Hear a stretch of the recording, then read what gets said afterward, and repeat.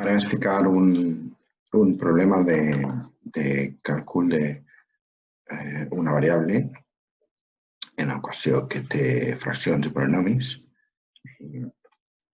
Bé, el primer que farem serà sumar les dues fraccions i tenim x menys 1 per x més 1 i aquí tenim x més 1 menys x més 1 igual a 2.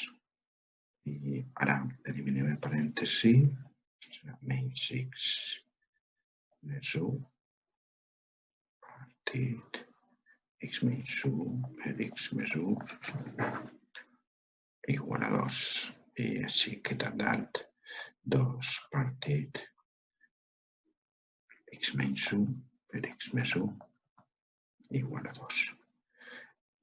Bé, ara fem l'operació de simplificar, que en realitat és dividir per 2 els dos costats i d'esta forma tindrem 1 partit per x més 1 per x més 1 igual a 1. És important poder justificar cada operació que se fa i aquesta que hem fet ha sigut dividint entre 2. Ara aquí tenim un denominador que és un producte, anem a tractar-lo aquí a part. Posem x menys 1 per x més 1. Això serà igual a x quadrat més x menys x menys 1 igual a x quadrat menys 1. Aquest és un cas particular de la identitat general en què a més b per a menys b és igual a la diferència de quadrats. Aleshores,